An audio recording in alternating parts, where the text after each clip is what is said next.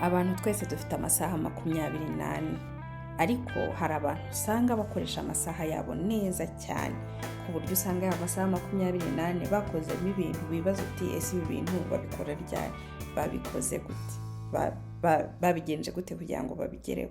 Ariko ugasanga rimwe na rimwe ushobora kwibaza impamvu usigara inyuma cyangwa se wowe udakoresha amasaha yawe neza. Ngiye kukubwira ibintu 5 ushobora kurebaho ukaba wabihindura bitewe nuko biri mu bintu byiba umwanya wawe kandi mu bintu bitari ngombwa. Ikintu cya mbere ni umwanya ukoresha social media, umwanya wirirwa ureba wenda kuri TikTok cyangwa se kuri Instagram cyangwa kuri YouTube, ibintu bitagufitiye umumaro, ibintu bitagira ikintu biri bukugezeho, bitagira ikintu biri bukwigisha.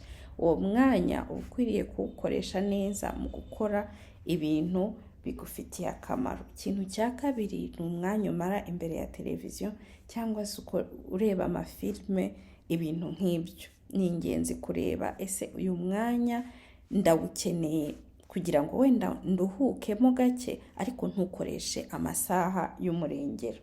Ikindi kintu cya gatatu ni ukudakoresha igihe mu byo wihaye. Ugasanga wenda wari wihaye yuko uyu munsi uriwe warangije assignment wari ufite, ariko ukavuga uti oya tuzayitanga icyumweru gitaha, ukaba uyikubise ipine ukazayikora byenda kugera. Rero bya bintu wihayeho gahunda haranira kubikora ukabirangiza, ndetse ejo ugapanga ibindi gutyo gutyo.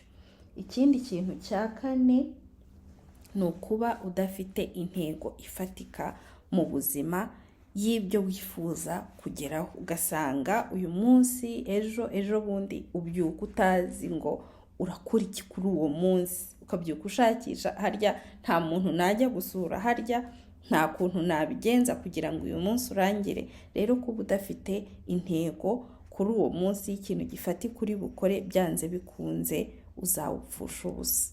Ikintu cya 5 ni ukuba iruhande rw'abantu badafite nabo intego ifatika. Ugasanga uyu munsi baraza bakakubwira bati ariko hari ahantu tubonye rinye, mukaba muragiye, ntago muzi icyo mugiye gukora, ntago muzi aho mugiye, ahubwo muhora mwicaye mutegereje ko haboneka rinye, wenda rinye itari bunabagirira umumaro.